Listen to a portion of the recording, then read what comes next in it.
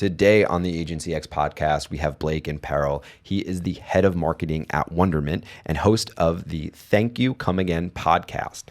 He was previously head of partner community at Attentive, where he helped champion the framework for using SMS as a relationship building channel.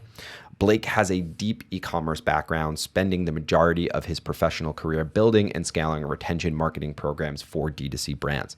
He's very passionate about teaching brands and agencies alike how to better use retention marketing channels to create exceptional customer experiences. Blake and I discussed SMS, email, the post-purchase experience, and of course, his company's tool, Wonderment. So check out the podcast and let us know what you think. You're listening to the Agency X podcast, and I'm your host, John Sertikowski, founder and CEO at Avex, an e-commerce agency for high-growth brands. My goal is to provide insight into e-commerce, technology, business, and everything in between. Make sure you subscribe to be notified about new episodes and visit our website, avexdesigns.com. Where are you calling in from? I'm calling in from San Diego, California. Cool. Why San Diego? What are you from there? Are you migrated there? Yeah, I feel like no one's from San Diego. So I came here by way of school about 10 years ago. Went to San Diego State and just never left. This was home for me. Love it here. I grew up in Wisconsin, so very cold, very opposite kind of climate. And just wanted to kind of like come do something different. But it's a vibrant city, man. There's a lot of e-com folks out here, more brand operators than agency folks, but yeah. It's a good mix, and it's a really fun place to spend a weekend too. Cool. Yeah, I've last time I was in San Diego, I went. My wife, we flew down to LA, spent a week there, and then drove down to San Diego, and we ended up staying there for like almost a whole summer. We rented out this little house in really tiny house, like a little cottage in Pacific Beach. PB, nice. Yeah. Yeah, it was just so awesome. Like that's before I really started Avex, and was I was mostly like a freelancer. I think I maybe had one employee helping me out, like one designer. And I would just like wake up, make breakfast, hang out on the porch, beautiful weather, work from outside, and then we like bought these bikes. We didn't even have a car. We just would like ride beach cruisers to the water, spend the day at the beach, hang out, drink beers at night, barbecue, and it was just like one of the best summers of my life. It was awesome. This sounds like the classic San Diego experience. I love it. That's everyone should come, I think, spend a summer here at least once in their lifetime and have that exact experience. It's such a great, there's just like, time is no thing here. It's sort of like Hawaii in some ways. People just are on their own time here. So like working Pacific time with East Coast folks here at Wonderment, like that's been somewhat of a challenge because we're a little bit more loose, kind of, take it as we go type people. But yeah, San Diego, man. Best kept secret, I think, in California. For sure. And so how did you end up at Wonderment? Tell me a little bit about, starting there, how long you've been there, and, why did you choose that as the place to be head of marketing? Yeah, it's a great question. So I have kind of I think a different kind of like intro into working in SaaS than most SaaS folks do. I started as a D2C marketer, kind of in like the rise of conversational commerce back in like the mid 2010s. Email marketing was sort of kind of more traction. SMS was like a brand new thing. And so I was working with Shopify brands at an agency, had my own consultancy on the side. Never thought I'd leave, to be honest with you. I loved working and growing, scaling brands, and doing this thing that was kind of like getting a lot of attention in the space at the time in email and SMS marketing. But I was using this platform called Tone, this conversational SMS platform, and ended up giving them so much product feedback that it turned into a job. Went there, was doing growth marketing in a very undefined role, and then pretty much like a few months in, we got acquired by the biggest SMS company in the space, Attentive. At such a young age to be acquired and be a part of an acquisition is like just I can't even begin to describe how kind of insane that experience was. But it was really cool to get to go to Attentive after that and really kind of define out a role there as well. Ended up joining the partnerships team and this community kind of evangelism role, doing a lot of what I'm doing today, even to education, speaking, really teaching folks about the powers of channels, and then also building community there. And really, again, never thought I'd leave Attentive. It was a great experience, loved it there. But Wonderment kind of came knocking in the middle of last year. I'd been friends with the founders, Jess and Brian, for quite some time. I actually used Wonderment on the brand side too.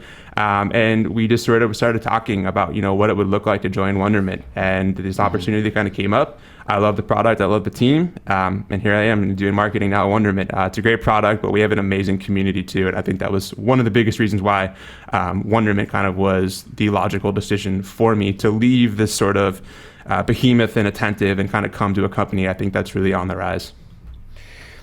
Amazing. Yeah, I was, I'm familiar with Wonderment, of course, and started to hear more about it over the last year or in change.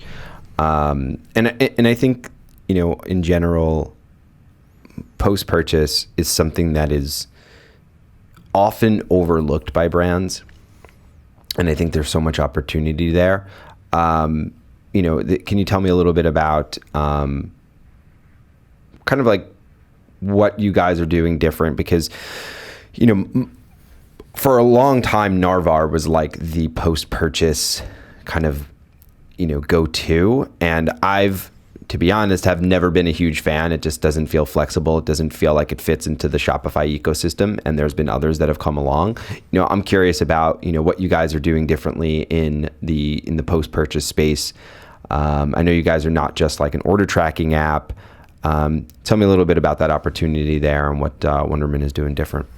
Yeah, that's a great question to ask, and we get asked it all the time. And there's a lot of different things I think that make Wonderment.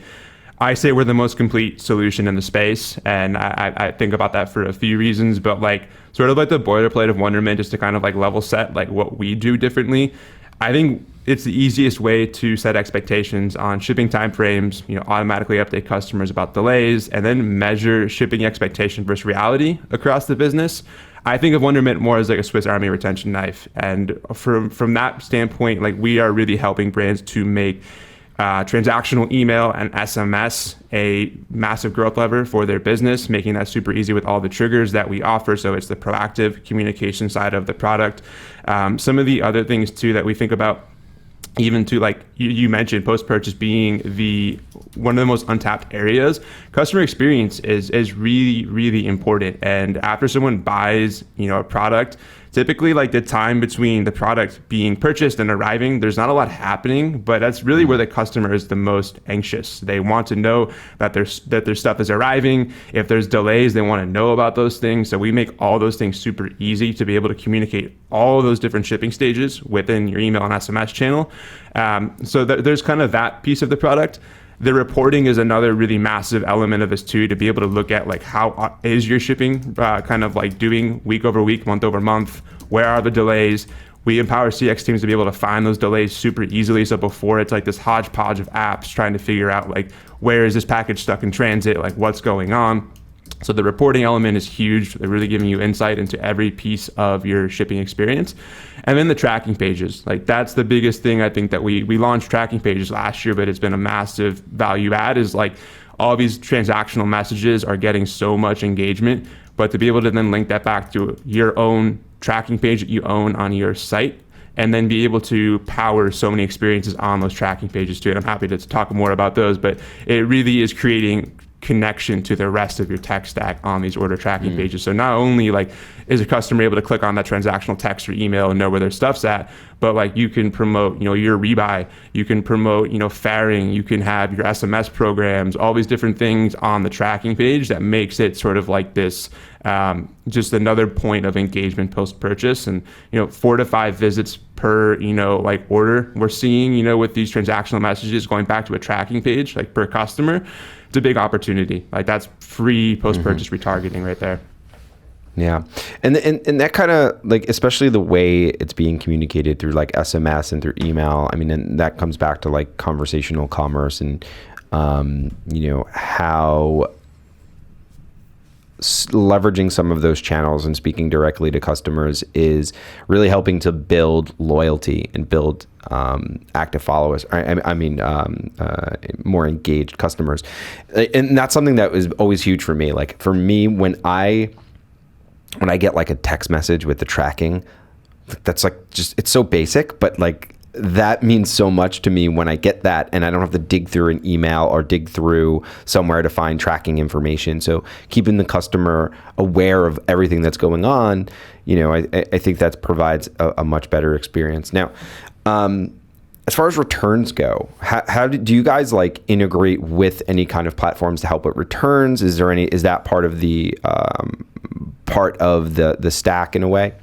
It's a question we get asked a lot, returns being a big piece of that. We do integrate, with returns solutions. So like we're not in the business of handling said returns, but we make it super easy to be able to integrate that. So a great example, like loop returns, having that ability to promote on your tracking page, hey, you need to make a return, like click here, start the returns process.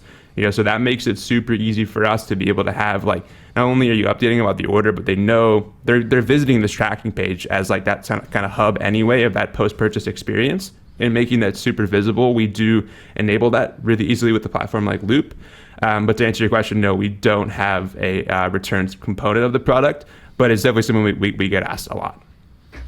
Yeah, I mean, I think that's super important as well. Like having a good post-purchase experience, that's taking that holistic approach to not only updating customers on tracking and where the order is, but how to return it. But that's great. That's one thing I love about this whole ecosystem, especially like, Shopify Plus, is that a lot of these apps play so well together. And that's what makes the whole system work. When you're able to integrate, your post-purchase with Gorgeous and with Klaviyo or Attentive, and then have it integrate with loop returns and have all of these things work seamlessly, it's almost like it's a better experience than even some enterprise brands who are using these extremely expensive, clunky tools, and they can't even provide the same experience that like a smaller brand on Shopify can. 100%. I think sorry, just to go back to your earlier point too, you said about Narvar, and kind of like a lot of we get customers every single week that are switching from Narvar after ship. Other folks in the space, and the biggest reason why they choose Wonderment too is that connectivity you're mentioning, like the Shopify ecosystem. Like we're solely focused on Shopify, and so like for us, like we really want to make sure your entire tech stack connects to Wonderment, and so that's like a big piece of like the apps that you use today. Like we're not trying to get in the business of saying like, hey, you need to use XYZ because it's all we integrate with. Like we really want to make the most complete kind of offering, and that's. You think about when I was retention marketer and not having stuff that connected was like the biggest end experience. If like my Loop didn't connect to, whatever app or, SMS didn't connect to this, like it just creates a lot of dead spots in the experience. So that's a big piece of it, 100%, connectivity. Yeah, that's one of my favorite things about the whole ecosystem is that they're able to connect and kind of speak to each other. So a lot of brands that are not focusing on the post-purchase, I see that often where it's just like they're using, maybe they're just like using Klaviyo or they're using Shopify transactional emails and things like that. What kind of like either ROI or, increase in like, how are we helping? I guess what metric are we looking at when we start to implement a post-purchase experience? Is it better retention? Is it increased conversions? Is it increased average order value? Like where are we kind of looking at some of the, like if someone installs, sets this up, starts optimizing the post-purchase, what metric should they be looking at the most to see if they're seeing an ROI on this? It's a great question to ask, and I think it's all of the above, but I'll speak to all of them. So I think the first piece of this is definitely on the engagement side of this. Like one of the biggest challenges that we face post-purchase is like, how do we engage customers? And so like transactional messaging, if done right, can drive about 10 times more visits back to your site post-purchase than your marketing messages will. So that means click-through rates on email, like 10, 20% on average. SMS can be 50 to 75%. So like those are great signals to be, just like showing that this is driving engagement, number one. But then on the flip side of that too, it's the ROI. So like Wonderment, we typically drive, it can really vary, but we say about 10 to 60x ROI depending on your tracking page experience, the product that you serve. If you're selling, like $600, cold plunges versus like, $20 like, things of Aura Bora, like it's going to vary greatly, but we can see a lot of revenue being driven from tracking pages. We see on average like 4 to 6 figure revenue depending on the brand size from transactional. So it's definitely like revenue that like, you're not having to spend anything to get these customers to engage. They've already purchased from you. So you're driving higher LTV, you're driving more repeat purchases, off of someone who's already purchased. We typically see AOV about 10 to 20% bump just on these tracking pages because we're referring, complementary products, things they've purchased, maybe like, in the case of like, hey, you purchase X, check out Y. So it's a really great way to soft sell some of these things too. So those are some of the revenue metrics and sort of engagement metrics. But I think the other piece of a post-purchase experience like Wonderment is Wizmo, where's my order tickets? And this is a thing that like for CX teams is like the biggest pain in their side. So we see, reductions. And I just did a case study with a brand called Casely, and they had a 76% reduction in Wizmo tickets from implementing Wonderment. Like that is tangible proof. I mean, I think it was about almost $2,000 a month in support costs they saved, like 10 hours a week of mundane work saved. So like the CX benefit is immense. And we also just did a case study with Ridge Wallet, if anyone's familiar with that brand. And they, were even reporting increases in NPS and CSAT. So like these are also things that really kind of show that like the post-purchase experience, yes, there's a revenue component, but really it's the experience factor. And having that person have that great experience lends itself to coming back and buying again and again. Yeah, and it's the experience on both sides, right? It's your employee experience, like the customer service reps who don't want to answer those "where is my order" things over and over again, and also the customer experience, of course, which is they are updated and you're getting ahead of it, right? That's I think the biggest thing is getting ahead of answering their questions before they ask them, and I'm interested too because I know that like Gorgeous is good with certain things like that, having automated messages. I'm assuming that like someone could come to the website, open the chat, or text back like where is my order, and that could be fully automated. Like I'm assuming most of the time they might not even be asking the question because they have the information in front of them. But if they do, a lot of that could be fully automated, right?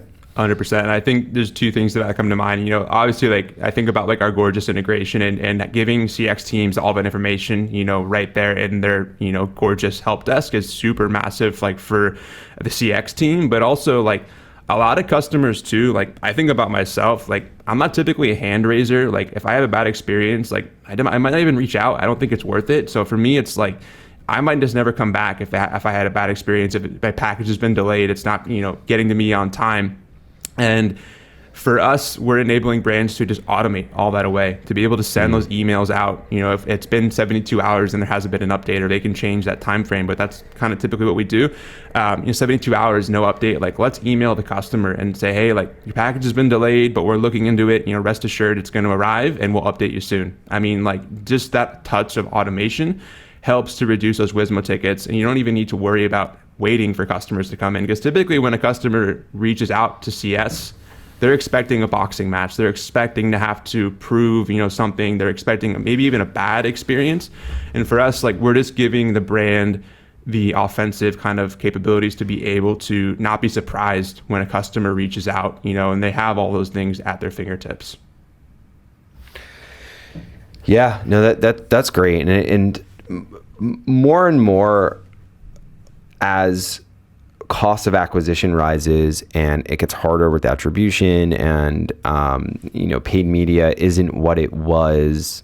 It still works, you still have to do it, but it isn't what it was 2, 3, 4, 5 years ago, right? Where you could just dump a bunch of money and not worry about post-purchase as much, and you're just all about acquisition. I think more and more now, loyalty and retention is extremely important. And that's something we've been focusing on far more is, how can we help our clients provide a better customer experience, especially post-launch. And some of those little things as you're growing a brand, you ignore, right? You might be looking at, well, how can I optimize my Facebook ads? How can I optimize my, influencer marketing strategy for that, the new customers? But I think this year is going to be far more focus on retention and loyalty. And I don't know if you've been seeing that as well, and have been seeing, more and more brands like paying more attention to retention. Yeah, I think I think about like my podcast, Thank You Come Again. Like I talk literally every week to brand founders, operators. They're thinking about all these things, and it's now like, I know retention was like a buzzword in 2021, 2022, like, when Shopify came out and kind of talked about retention marketing, like it was this big new thing.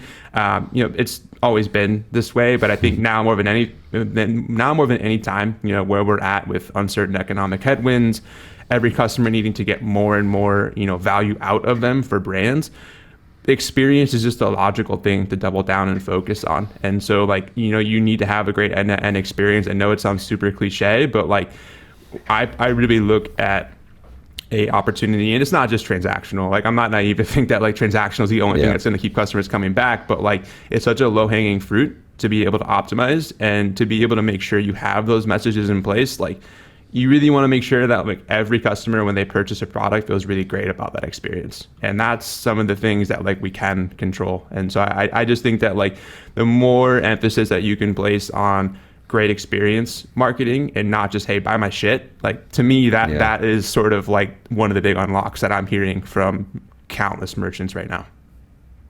Yeah, same here. We're seeing that far more, and even some of the ideas we'll bring up to merchants when it comes to ways to improve subscriptions or introduce new loyalty programs, or have like VIP membership programs and things like that are really going to focus on loyalty. They've been far more open to them. Like in the past, sometimes it was like, we'll focus on retention, at some point. We're doing Klaviyo, we're doing Attentive, things like that. But now I'm noticing more and more brands are open to newer ideas and trying things different, because that the easy win with acquisition is not there as much, and there's some brands that are, I was looking at one the other day that was like, they've been having some really great success basically just through word of mouth.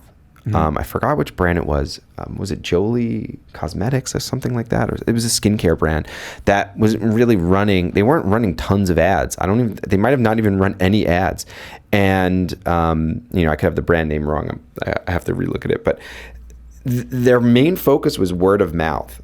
And, I have to assume that retention and, post-purchase is something that they obsess over, because there's no way that you're going to have people just singing your praises and recommend your brand if you're bungling your post-purchase experience. So 100%. Definitely seeing more and more brands focusing on that for sure.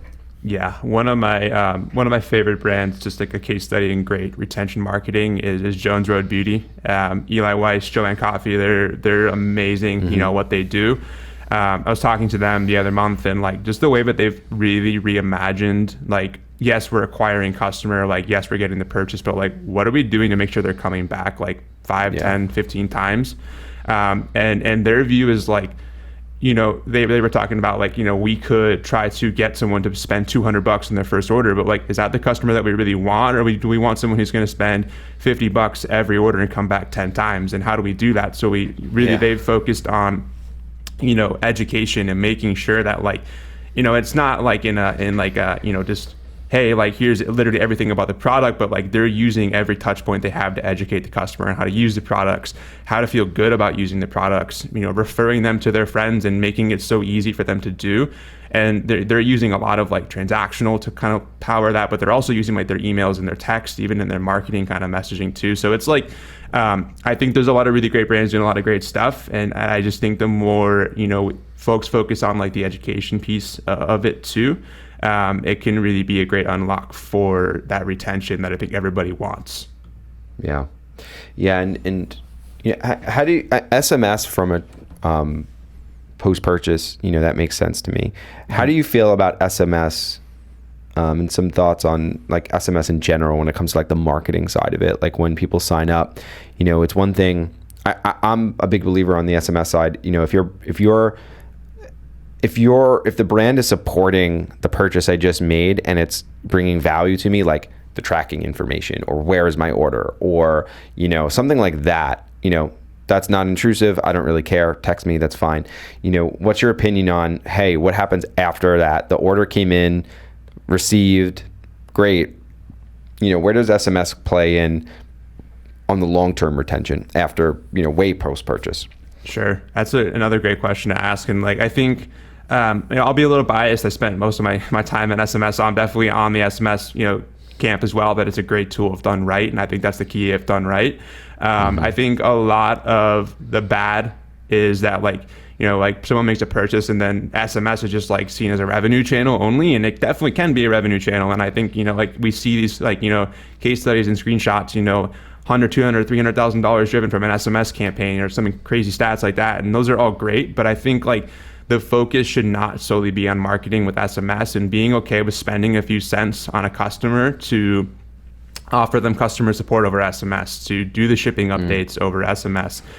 If you have a subscriptions or like a loyalty program, like I'm a runner and I shop from this brand called Roadrunner Sports, and they remind me in their post-purchase text how much money I have in cash back with them. That's a great way to say, hey, thanks for your purchase. You've got this much in cash back. Hope to see you again soon. Like, it's just like little value add things like that. I think that post-purchase SMS can be super valuable. But I also think like where a lot goes wrong, I've gotten a lot of post-purchase texts from brands like 21 days after my purchase, like a supplements brand that would take me 60 days to use their stuff. They're like, hey, I haven't seen you in a while. And I'm just like, yeah, it's been 21 days. Like I haven't used my stuff. And so I think like, if done right, it can be great, but you really need to be like looking at all of your automations, all the timing, all the orchestration, like making sure that a customer like doesn't get a text that wasn't intended to be sent to them, or like just these little things that I see. Like if I got that text 21 days later, I'm probably going to opt out of that program. But like if I didn't get that text, if there was that orchestration, I'm going to stay opted in a lot longer and find value in the program. So I think it's like, I always say, look for value to add to SMS, whether it's that customer service, shipping updates, whatever it is. And it makes, when you need to send that marketing text, I think it's just that much more effective. Yeah. And, that's sometimes the trouble with both email and SMS in general, is that a lot of brands, maybe they don't have the time, maybe they are lazy or whatever it is.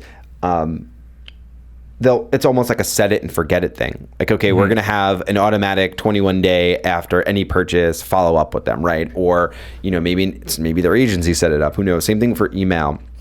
But it's pretty easy to segment your customers and add tags to them to be able to say, well, if you bought these purchases, these products, put them into this segment or this flow. And if you bought these other ones, and it could be all really timed, and the communications could be segmented. I know there's numerous studies out that say, customers, although they don't, the average customer doesn't know about personalization. The average customer doesn't know what personalization is, right? We talk about it a lot, but when they're actually polled, they expect personalization, and it's something that is it's going to keep them, like, what you just said, you're going to opt out. But if it would have came, 50 days after, when you have to re-up, you're almost done, right? That could have led to another sale, or even potentially upselling you onto a subscription to opt in for every 60 days.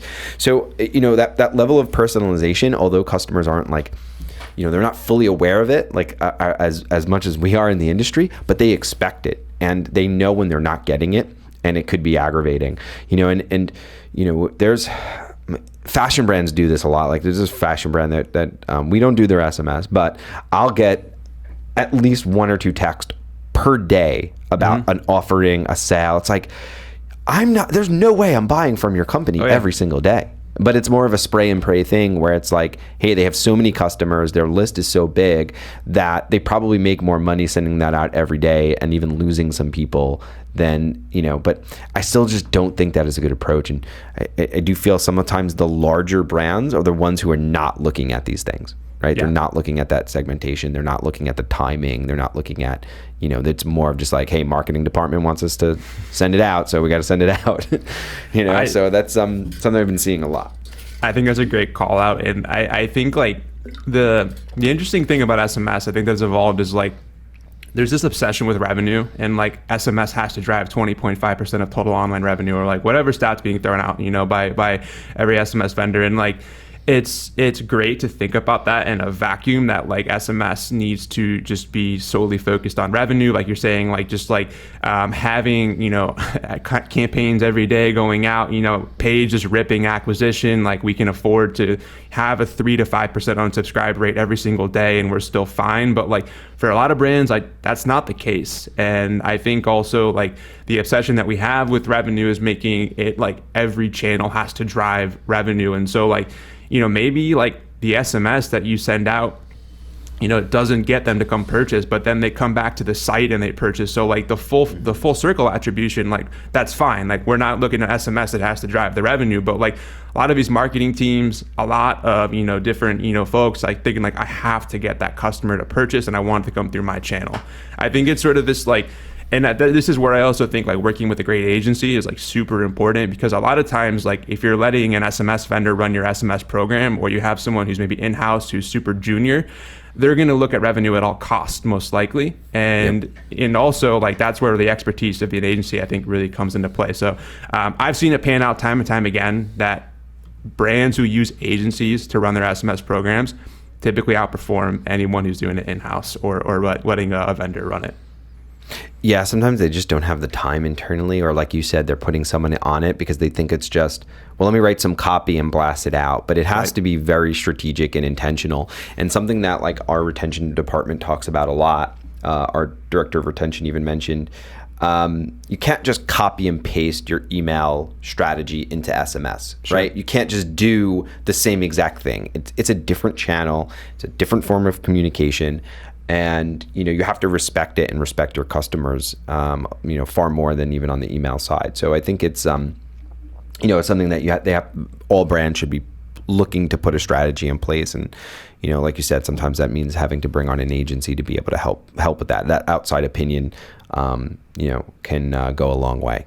Totally. And I think it's even like, you know, someone who understands what's going on in all the other channels too. And this is like removing the siloedness of, you know, like email, SMS, paid ads, you know, like even some of the social stuff, like having that full kind of customer journey, like, I mean, it's like, it's said all the time, but like mapped out, understanding what's going out to the customer so that you don't get that 21-day text when the product's lasting 60 days, you know, like there's just like little things like that, that I think like, it's just like the laziness, like you said, if you put in the extra effort, that's where I think the big value can come out of SMS in the post-purchase. Awesome. Well, Blake, tell people how they could find you and, you know, some of the stuff that you're doing on. I know you have a podcast as well. Yeah, for sure. So I have a podcast called Thank You Come Again. You can find it on Spotify, Apple, YouTube, all that stuff. You can also just type in Tyca, Tyca. Also, if you want to, you know, learn more about Wonderment, super simple, wonderment.com. We have a lot of great resources about the transactional channel. So if you're not ready to implement quite yet, at least come learn about what we're doing. So wonderment.com, and you can find all that stuff there.